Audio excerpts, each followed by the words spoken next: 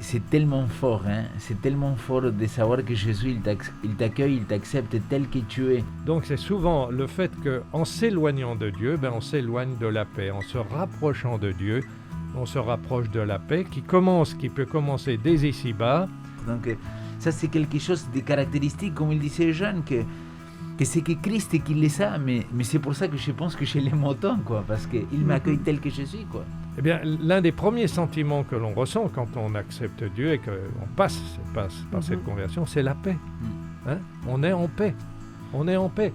Que l'on soit en prison, que l'on soit accablé de toutes sortes de choses, en donnant sa vie à Dieu, on éprouve la paix.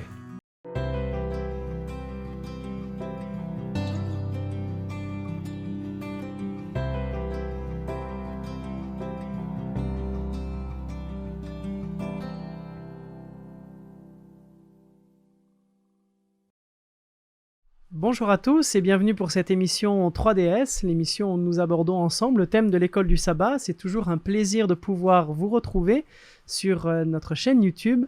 Vous verrez que suivant les émissions et le moment où on arrive à les enregistrer, on aura soit le masque, soit pas le masque, mais on vous laisserait découvrir, désolé de ces petits changements, c'est les mesures qui nous sont imposées. En tout cas, toujours un plaisir de vous retrouver. N'hésitez pas à vous abonner à la chaîne YouTube. N'hésitez pas à activer la cloche pour être notifié des nouvelles émissions. Les émissions sont également disponibles en podcast si vous voulez les écouter dans votre voiture ou pendant vos transports en commun.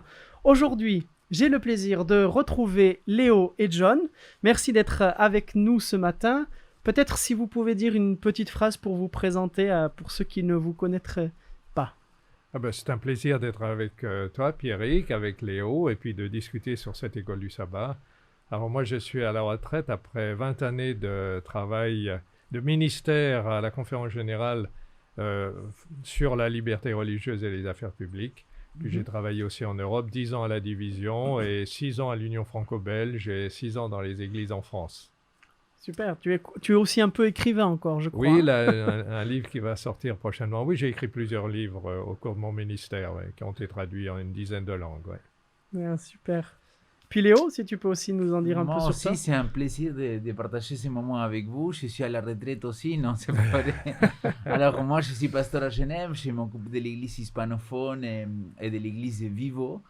Et bon, voilà, aujourd'hui, on nous a demandé de pouvoir participer à cette école de sabbat et c'est un plaisir. Très heureux en tout cas de continuer à voir ce livre d'Ésaïe ensemble. C'est un challenge quand même, il faut l'avouer à chaque fois. 66 chapitres en 13 leçons, ça implique de devoir faire des choix, de peut-être glisser un peu vite sur certaines notions. Pour introduire la leçon de la semaine, j'aimerais rappeler l'histoire qui était partagée dans l'introduction de l'école du sabbat, que j'ai trouvée intéressante. Quand le docteur Robert Oppenheimer a supervisé celui qui a supervisé la création de la bombe atomique, quand il est apparu devant une commission du Congrès aux États-Unis, ils lui ont demandé s'il y avait une défense contre cette arme, quelque chose qui était rédhibitoire. Il a dit certainement, et on lui a demandé « et c'est quoi ?» Et le docteur Oppenheimer jeta un coup d'œil sur le public et dit doucement « la paix ». Donc un outil qui allait grandement mettre en péril la paix dans le monde. C'est vrai qu'on voit que la paix autour de nous est un peu ce rêve insaisissable. Tout le monde aspire à la paix, cherche la paix, veut la paix. Et pourtant, l'histoire de notre monde n'a compté véritablement que 8% de son temps en temps de paix. Et c'est quelque chose d'aujourd'hui qui est bien insaisissable. Alors, en quoi la paix dans le monde, est-ce important? Pourquoi c'est insaisissable? En quoi ça peut être lié avec la notion de justice? Ah oui, c'est intéressant, surtout dans l'exemple d'Ésaïe qu'on va étudier aujourd'hui, c'est que c'est aussi un monde qui est en guerre ou proche d'une guerre. On a ce qu'on a eu tout au long de l'histoire. On a des empires qui viennent, parfois qui sommeillent et puis qui se réveillent. C'est le cas dans l'histoire d'Ésaïe, c'est le cas avec l'Empire assyrien qui existait déjà avant Ésaïe, mais qui était plus ou moins en sommeil, qui va se réveiller.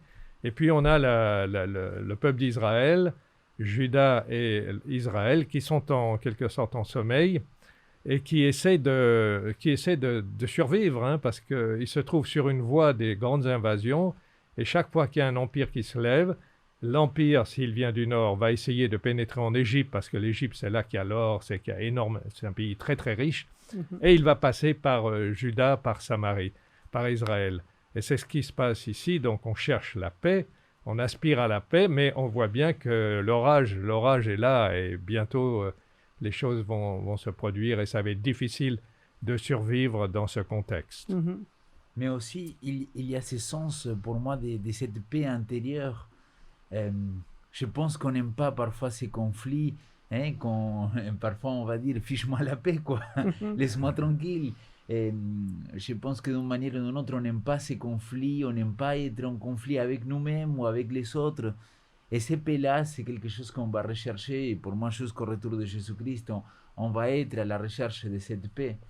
Alors justement, on va essayer d'en découvrir un peu plus sur la paix qui va être décrite dans la leçon qui nous accompagne pendant cette semaine, hein, la leçon 5, le noble prince de la paix, c'est quand même le titre de la leçon, et on va essayer de découvrir justement et d'en savoir un peu plus là-dessus. Permettez-moi juste de rappeler un petit peu quelques éléments par rapport au livre d'Ésaïe. Hein.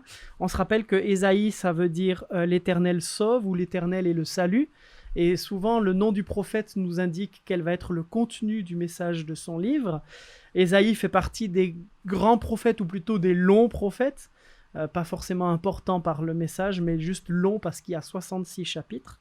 Il a vécu sous le règne de plusieurs rois, assez intéressants, Osias, Jotham, Akaz et Ézéchias.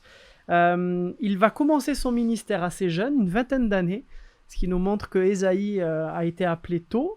C'est pas juste un vieux barbu, c'est quelqu'un qui a commencé assez jeune, et il n'était pas seul prophète en son temps. Il a été le contemporain de Osée, Amos, Michée. Donc, intéressant aussi de voir que Dieu appelle plusieurs personnes en même temps et pas juste une seule personne à la fois.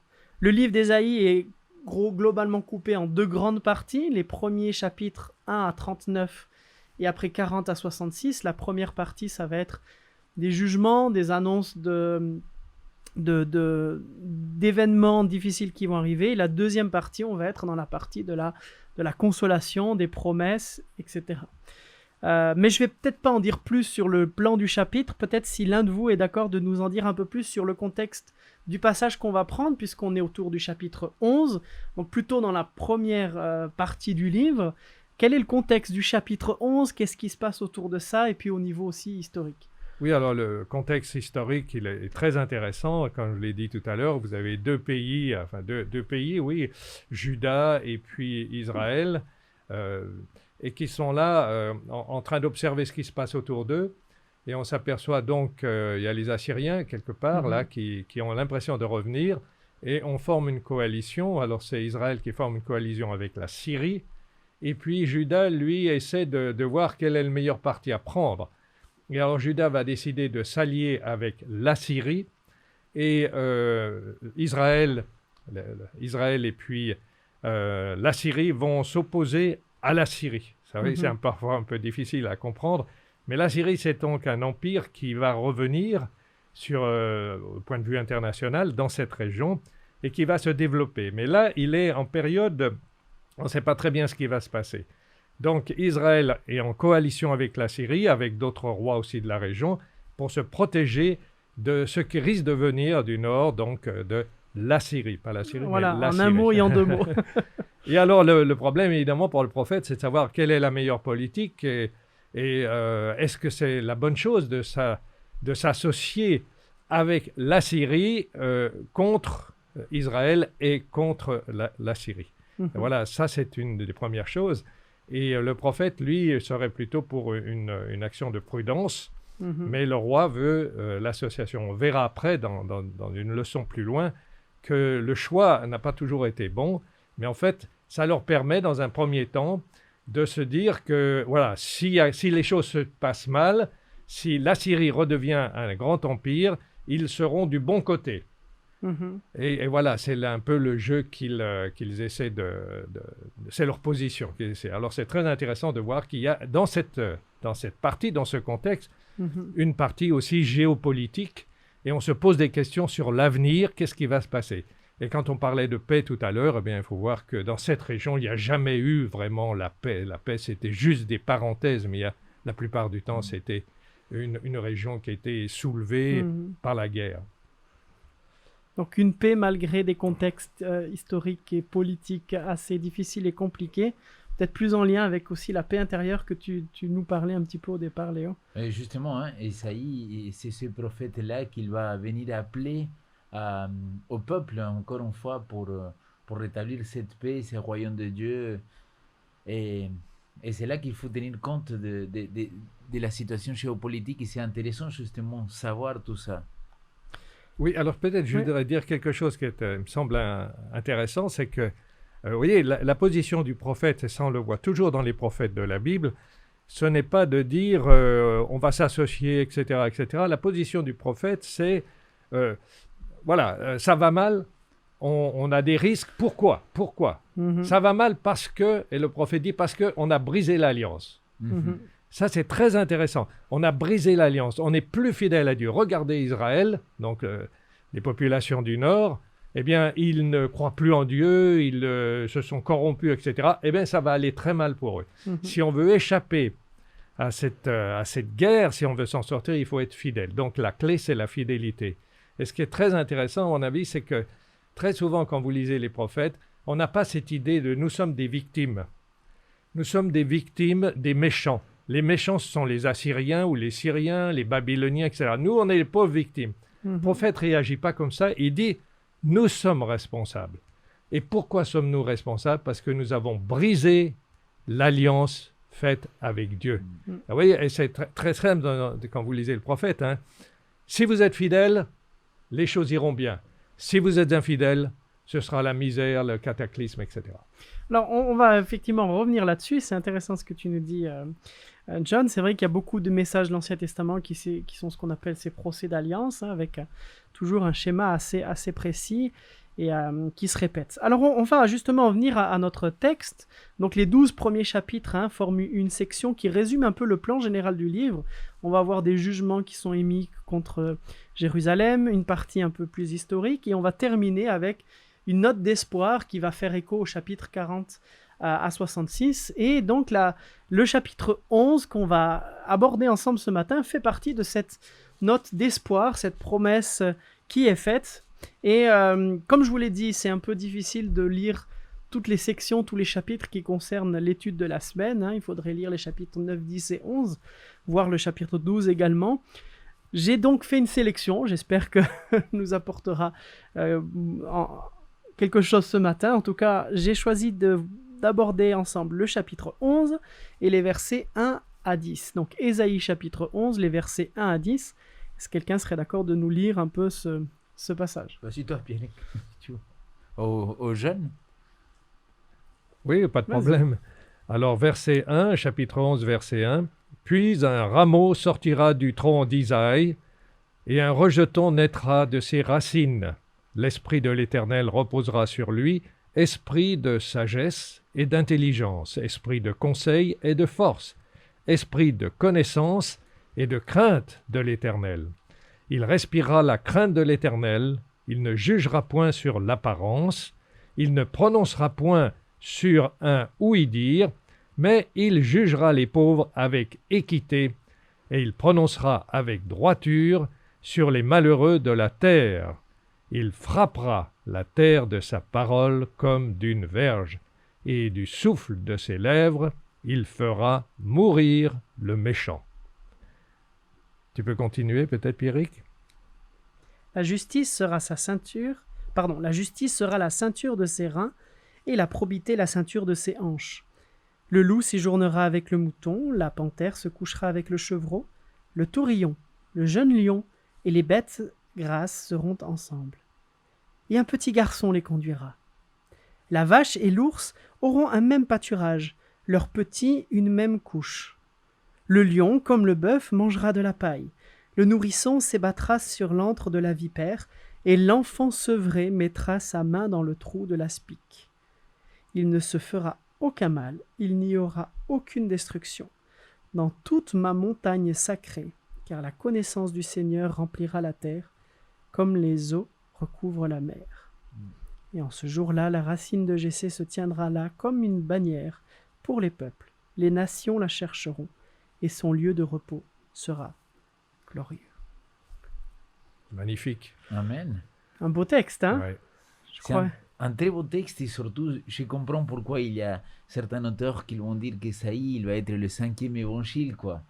Parce que c'est cette bonne nouvelle dans l'Ancien Testament, parce qu'on parle ici d'espoir. Au milieu de ces conflits, Ouais. au milieu des douleurs, on parle de cet espoir qu'il peut avoir pour une génération, mais pour toutes les générations, quoi. Ouais. Alors justement, avant qu'on plonge un peu plus dans ce chapitre 11, juste ce qui arrive un peu avant, en tout cas si vous avez suivi la leçon de cette semaine, dans le chapitre 9 et aussi précédent, on va beaucoup parler de Dieu qui intervient en parlant de la colère de Dieu qui se manifeste, qui va précéder cette consolation. Peut-être avant de justement arriver à cette paix qui est décrite et cette promesse, juste une petite clarification par rapport à cette colère de Dieu. Est-ce qu'il faut qu'on en ait peur? Est-ce que c'est quelqu'un qui vient et qui prend du plaisir à faire du mal? Enfin voilà, c'est toujours une notion, je pense, assez délicate qui vaut la peine d'être un peu rappelée justement. Alors, dans mon sens ou dans ma compréhension de la colère de Dieu, je pense qu'on vit dans un monde qu'on a beaucoup de mal à parler de tout ça parce que aujourd'hui, dans l'année 2021, j'allais dire 2021, on se rend compte que parler d'un Dieu d'amour, ça paye mieux que parler d'un Dieu juste, que d'un Dieu de colère. Et d'ailleurs, dans le commandement, quand Dieu il va se présenter, il va dire « Je suis lent à la colère ». Donc, il y a quelque chose que parfois, je pense que ça nous échappe. Et en même temps, il faudrait avoir une sorte de respect.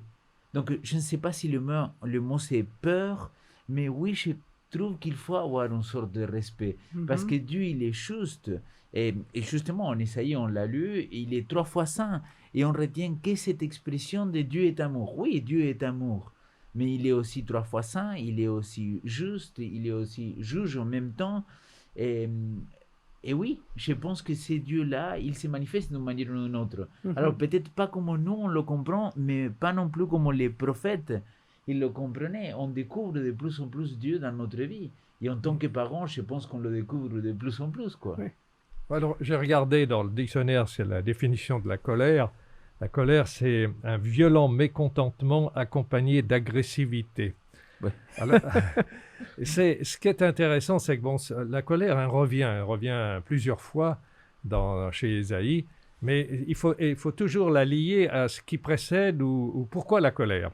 Alors la colère de Dieu, bon, c'est un sentiment, ça nous montre premièrement que Dieu a des sentiments. Dieu n'est pas un Dieu de marbre ou de pierre, il vibre avec son peuple, il vibre avec les humains. Il est là, il vibre avec eux. Et alors ce Dieu qui a créé avec un projet qui était que pour que l'homme et la femme se développent en harmonie, dans la paix, dans la nature et tout, et qui voit ce qu'on en a fait, de ce qu'on a fait de la création, qui voit les pauvres, parce que chez Ésaïe ça revient souvent, hein, l'oppression des pauvres, la justice, qui voit comment on traite ces créatures, eh bien ce Dieu réagit. Et comment celui qui écrit va expliquer la réaction de Dieu, il faut trouver des mots quand vous essayez de transmettre des sentiments. Et le mot colère vient parce que le mot colère dit on n'est pas indifférent. Si je suis en colère, je ne suis pas indifférent. Maintenant, il faut voir pourquoi je suis en colère. Eh bien, la colère, elle est liée à la justice. Parce qu'on fait souffrir. Regardez, si on avait quelques instants, quelques minutes, la vision de ce qui se passe aujourd'hui dans le monde, si on voyait des enfants assassinés, torturés, etc., qu'est-ce qu'on va dire? On va dire, oui, l'amour, l'amour, l'amour. Mais Dieu, c'est un Dieu de justice, et comme tu disais, quand il voit sa créature opprimée, oppressée, etc., il réagit. Et comment va-t-il réagir? Il réagit comme quelqu'un de juste pourrait réagir en disant, il faut que ça s'arrête. Et si ce Dieu n'était pas ce Dieu-là, alors on pourrait dire, ça va, alors chacun fait ce qu'il veut.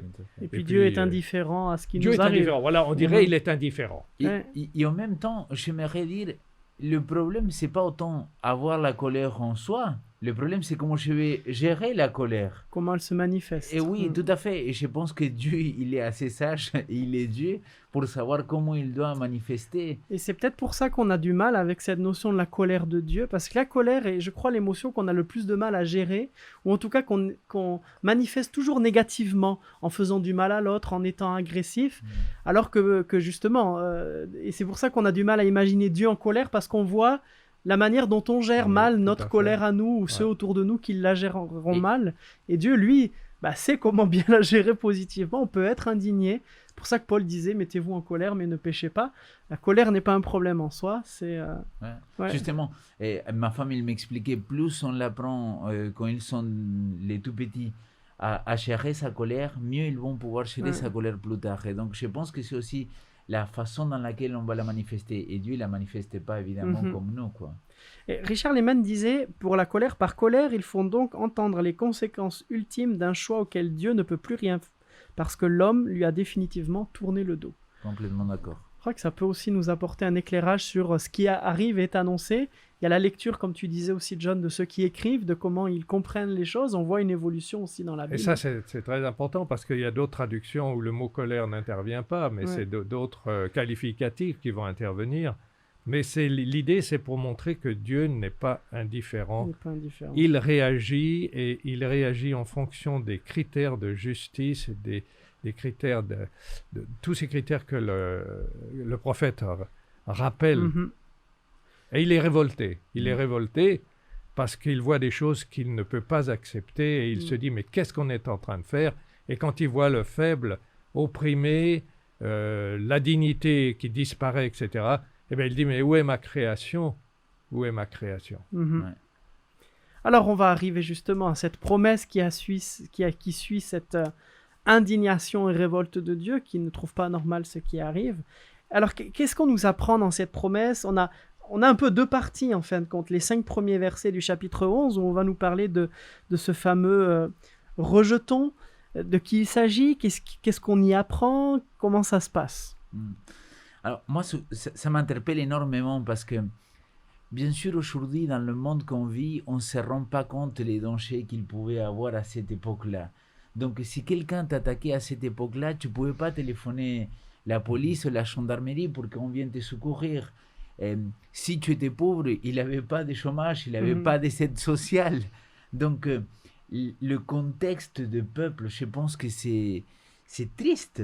Et c'est là qu'il vient cette bonne nouvelle au chapitre 11, quand il dit « Un rameau sortira du tronc de Jessé ». Alors, il faudrait se rappeler un petit peu c'est quoi cette bonne nouvelle et d'où il vient tout ça. Quand il dit « Un rameau sortira du tronc de Jessé », Jessé, c'est Isaïe, le père de David. Donc, de la tribu de cette généalogie, il vient notre Seigneur Jésus-Christ.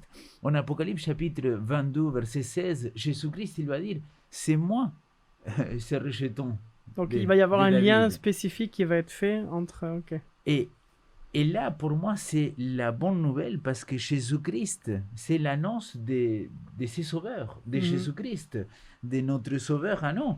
Alors, rappelons-nous que quand on dit rejeton, le mot en hébreu, c'est netzer. Et c'est ce qu'il va donner en Matthieu chapitre 2, verset 23, origine à Nazorien. Il sera appelé le Nazorien. Et il y a, en tout cas les théologiens, ils font une liaison entre ces passages-là de Matthieu 2, 23 et le rejeton de ses racines sera fécond. Et le verset 2 et 3, moi ça m'inspire énormément, je ne sais pas qu'est-ce que vous en pensez, mais le verset 2, il commence « Le souffle du Seigneur reposera sur lui ». Ça m'interpelle parce que le texte, Isaïe, il parlait déjà tellement longtemps avant pour dire que la roi, l'esprit de Dieu, l'esprit de Yahvé, il allait reposer sur lui. Et quand nous relisons les évangiles, surtout le commencement du ministère de Jésus-Christ, on voit son baptême. Il dit, il faut que ce soit fait ainsi pour qu'il s'accomplisse ce qu'il était écrit. Et là, on sait que le Saint-Esprit vient se poser sur lui. C'est magnifique, quoi. En tout cas, pour moi, c'est un texte, je me dis, comment Isaïe il pouvait savoir ça? C'est extraordinaire. Et là, surtout, il doit avoir l'esprit de Dieu, le souffle de Dieu, pour la sagesse et l'intelligence.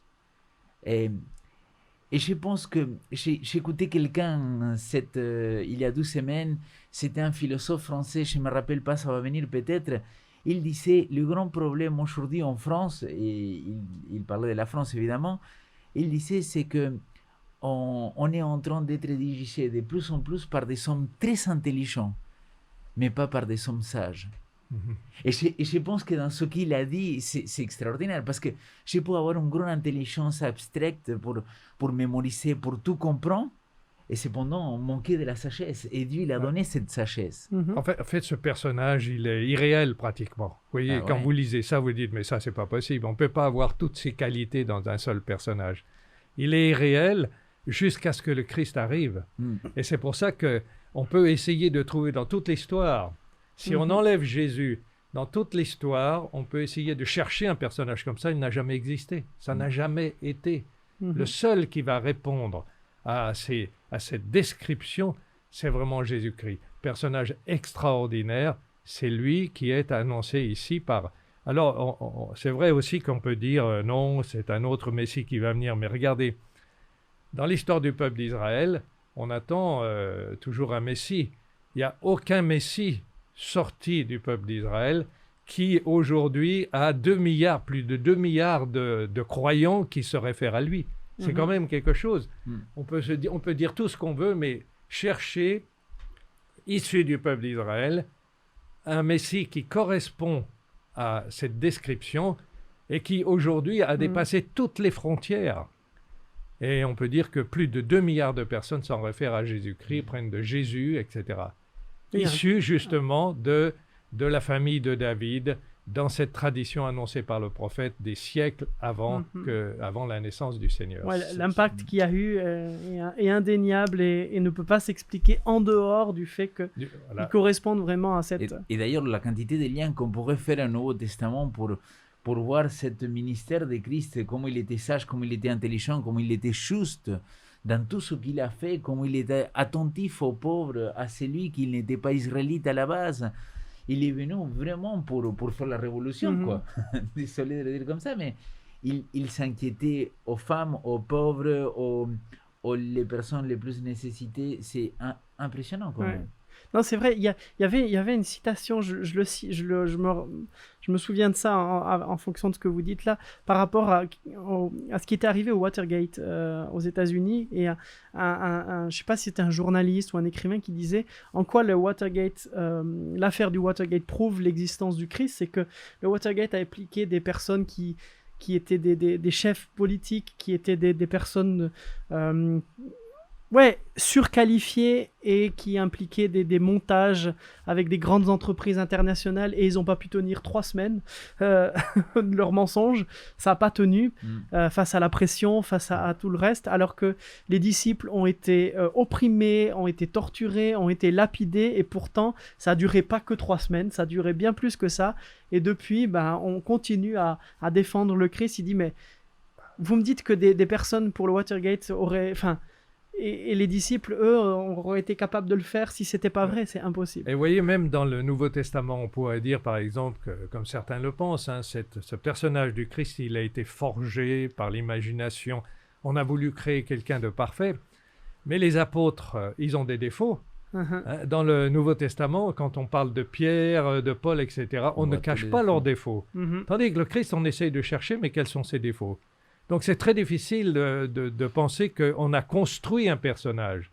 Parce que si on avait construit le personnage du Christ, un personnage totalement idéal, on aurait aussi, comme dans la tradition des saints, etc., où les saints commettent pas de fautes, ils sont extraordinaires.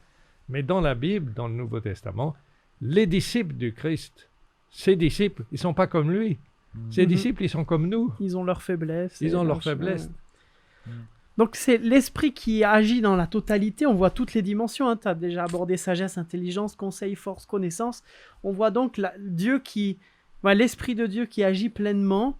Et alors il y a quand même une autre expression en fin de compte qui, moi, je sais pas, m'interpelle, il respirera la crainte du Seigneur.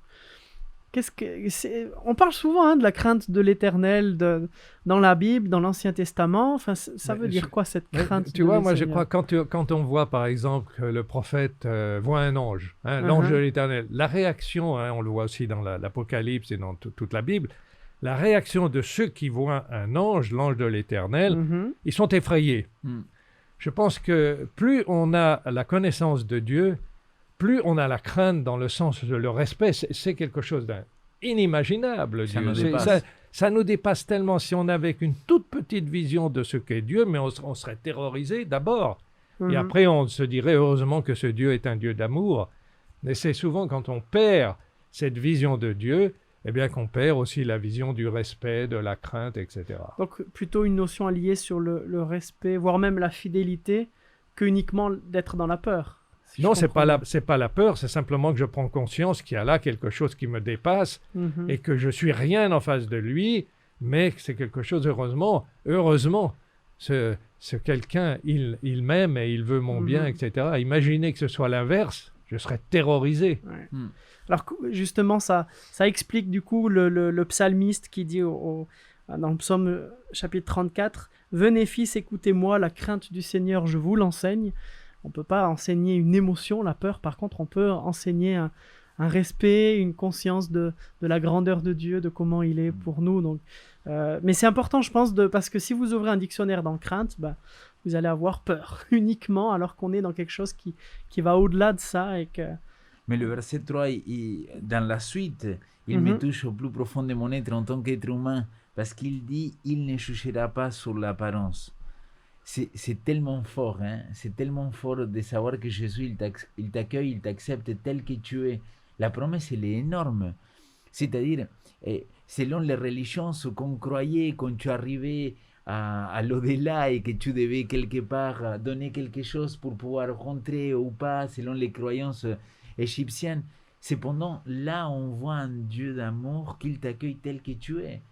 Et ça fait écho à ce qu'il va se passer avec David. Et ne regarde pas son apparence, parce que moi je regarde le cœur. Donc ça c'est quelque chose de caractéristique, comme il disait Jean, que c'est que Christ qui les a, mais c'est pour ça que je pense que je l'aime autant, quoi, parce qu'il m'accueille tel que je suis, quoi. Et puis au verset 4, il jugera les pauvres avec équité et il prononcera avec droiture sur les malheureux de la terre. C'est intéressant ça, parce que vous savez, vous avez toutes sortes d'idéologies où on met le pauvre au-dessus de tout, et le pauvre, il a tous les droits, etc. Par réaction, justement, à l'oppression, à l'injustice. Mais là, le pauvre, s'il est mauvais, il est jugé. Vous voyez ? S'il est bon, il est jugé avec équité, et c'est ce que demande, c'est que la justice soit appliquée, et non pas que le pauvre soit opprimé parce qu'il n'a pas moyen de se défendre.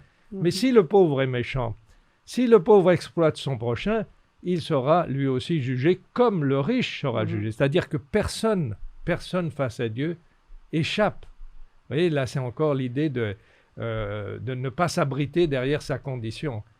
Si je suis riche, eh bien, ma richesse n'est pas suffisante pour éviter la justice de Dieu. Si je suis pauvre, ce n'est pas une raison pour moi de faire n'importe quoi en disant « je suis pauvre, j'ai le droit de faire ». Non, non, il y a la justice, mais la justice, elle s'exprime de manière évidente avec Dieu. C'est-à-dire, personne n'est jugé par rapport à des préjugés, etc. On est jugé par rapport aux actes, etc. Moi, ce que je trouve impressionnant dans ces 5 premiers versets, c'est de me dire, ça devait déjà être très actuel quand on regarde le contexte historique de l'époque, avec les incertitudes, avec les guerres, les conflits. Mais quand on lit ça aujourd'hui, on aspire tous à ça. On sent que le monde a besoin de ça. On sent qu'il y a des injustices, que tout le monde n'est pas logé à la même enseigne, n'est pas traité de la même manière. Enfin, on sent qu'il y a des injustices terribles, que même dans nos pays dits développés, où on serait censé avoir une justice plus équitable, on se rend compte que si on a suffisamment d'argent pour avoir les bons avocats, c'est ce qui nous permet de pouvoir avoir une... Et encore quelle justice, ou juste de nous en sortir, ce qui serait une injustice si on est coupable. Et alors que quand on n'a pas les moyens ou l'argent, on ne peut pas faire grand-chose. Donc la justice n'est pas encore de ce monde et on aspire tous. C'est impressionnant. Moi, je suis impressionné de voir combien c'est actuel et combien on aspire à ça. Et toujours, et ça durera toujours, parce que l'homme, c'est la question de la nature humaine. on a une telle nature qu'on essaie toujours de détourner. Alors on peut faire des lois, et heureusement, comme le disait Léo, si on compare nos pays, on a des privilèges, un privilège extraordinaire de vivre dans des pays quand même où il y a une certaine justice, etc. Mais dans le reste du monde, c'est pas toujours comme ça. Et alors, il faut remercier Dieu pour cela. Mais la justice de Dieu, c'est encore autre chose. Bah, on la voit et elle est très bellement décrite, en tout cas dans ces 5 premiers versets. Mais je voudrais quand même qu'on puisse aussi avoir le temps de se pencher sur la deuxième section, qui, moi, je trouve, nous parle beaucoup plus ou essaie de nous décrire un peu cette paix que le Christ vient nous apporter dans les versets 6 à 9. Ben voilà, comment lire, comprendre cette description et qu'est-ce qu'elle nous en apprend sur cette paix que Christ vient nous apporter. Oui, mais je trouve que c'est, par exemple, le verset 5 qui donne déjà le ton de tout le reste. Hein. La justice sera la ceinture de ses flancs et la fidélité la ceinture de ses reins. Le loup habitera avec l'agneau et la panthère se couchera avec le chevreau. Le veau, le lionceau et le bétail qu'on engraisse seront ensemble et un petit enfant les conduira. Ça, c'est extraordinaire. Alors, c'est une sorte d'échappée. Hein.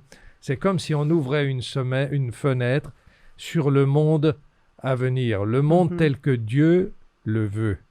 Et ça, c'est la paix qui va déborder la paix du cœur. Donc, quand on aura tous la paix du cœur, eh bien, la paix du cœur va produire ce monde nouveau sous la direction de Dieu. Et voilà, ça, c'est le rêve, c'est l'idéal, c'est l'image vers laquelle on doit se diriger. Et c'est la fenêtre qui s'ouvre sur la promesse.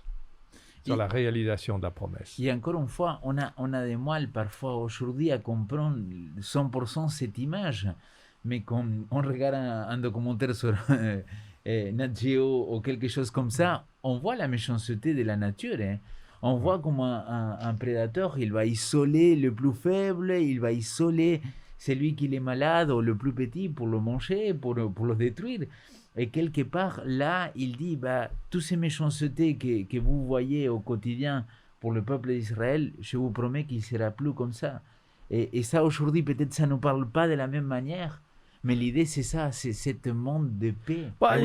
Si je devais imaginer ma fille sur l'antre de la vipère, je t'avoue que là, j'imagine tout à fait.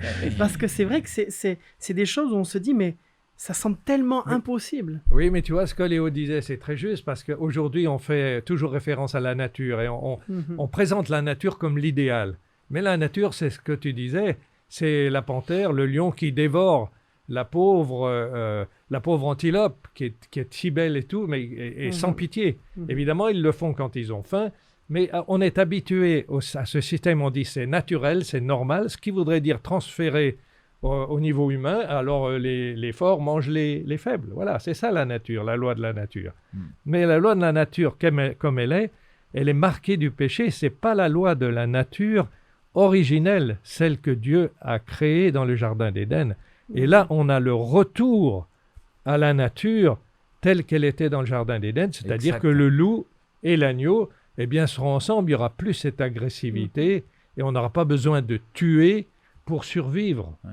Et surtout que dans cette nature, souvent on dit, voilà, c'est la loi du plus fort. Oui. Tu es le plus fort, tu vas pouvoir continuer ton espèce. Mais là, le texte, il est en train de parler des faibles, de celui, des maillons faibles, quoi. Il est en train de dire, je prends soin de lui, je prends soin de chacun, de chaque être et de chaque animal. C'est pour ça que l'image aujourd'hui, j'insiste, il y a tellement d'images qui sont fortes dans l'Ancien Testament, dans le Nouveau Testament, mais qu'aujourd'hui, dans le contexte qu'on vit, on ne le voit pas. Nous, on n'a jamais vu un loup prendre un mouton, quoi. En tout cas, moi, je ne sais pas vous, peut-être, mais je n'ai pas vu comment ils viennent l'attaquer. Mais c'est interpellant quand on voit cette paix régner dans ce monde, dans cette fenêtre qu'il disait Jean. On a vu une lionne, par exemple, qui protégeait une petite antilope. C'était intéressant, ça. Mais à un moment donné, quand les animaux allaient boire, alors la lionne était avec l'antilope, personne ne touchait l'antilope. Et à un moment donné, la lionne s'est endormie et les autres lions ont mangé l'antilope. Voilà, ça c'est la nature. Alors, et le verset 9, je pense que c'est une référence aussi à la fin, à ce qui va se passer. Il dit, il ne se fera aucun mal, il n'y aura aucune destruction dans toute la montagne sacrée, car la connaissance du Seigneur remplira la terre comme les eaux recouvrent la mer. Moi, je trouve que c'est c'est cet avant-goût de ce paradis, de ce que Dieu il nous a promis en Daniel chapitre 2, parce qu'il fait référence aussi à ce qui se passe en Daniel chapitre 2, pas Esaïe, mais il y a une relation entre Daniel chapitre 2 et cette montagne sacrée, et cette Jérusalem, la nouvelle Jérusalem aussi en Apocalypse. Bon, à niveau théologique, à niveau étude biblique, il y a plein de liens à faire d'un côté et de l'autre. Hein. Oui, Isaïe est très riche. Alors justement, donc une paix absolue, totale, entre tous, quels qu'ils soient, les animaux, les hommes, la nature, etc.